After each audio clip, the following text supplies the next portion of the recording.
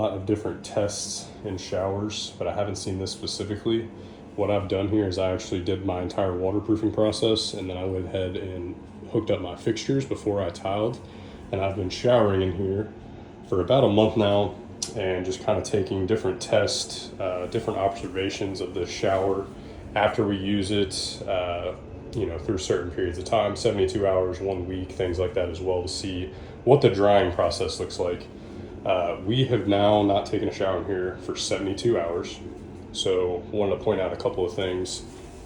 One of the biggest things that I'm seeing is the water wicking. I've taken a couple of time lapses of this, as it actually dries out, the whole process of that and what that looks like and how long that takes as well, that I can also share.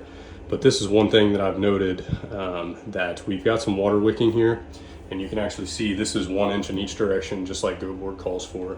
I'll also sandwich these boards into a bead of the sealant as well, just like they also call for here.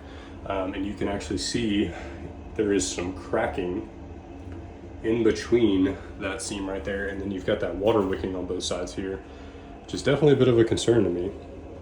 And this is exactly why I'm doing this, because I've always had my doubts of certain waterproofing systems and different methods and things like that as well. Not to pick on Schluter, but specifically Schluter, they rely essentially solely on thinset and overlapping. Thinset is not waterproof. That really has never made sense to me. I'm a huge fan of the shingling method, just like a roof would be done, but relying solely on thinset really just doesn't sit well with me. And you can kind of see the same thing going on down here. Again, we have not showered in 72 hours now, and we still have some areas that have a little bit of water in them. This is just discoloration. I took a moisture reader to this. This actually doesn't have any moisture present, but just discoloration. You can see there's a couple more spots around the banding. There's also spots here that is wet currently. So it is definitely wicking like I thought. On the walls, there really wasn't any other spots other than this one joint right here, which is low to the ground. Even these don't show it. And I even purposely went thin in a couple of areas to see kind of what it does. I also did not seal this one screw right here, because I've seen that a lot in people's showers. If you just have a little pinhole, or you just accidentally forget a screw, something like that. And I actually have seen no wicking around this spot specifically, which is pretty surprising to me, because it's at about that 4-foot level right here. So it definitely gets a lot of water to it.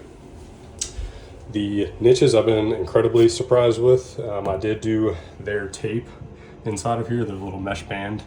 I have not seen really any water wicking through here whatsoever. No standing water. It's got the perfect pitch on the bottom of the sill. So everything was pretty good inside of the niches, performed really well. But those areas are definitely areas that worry me a little bit.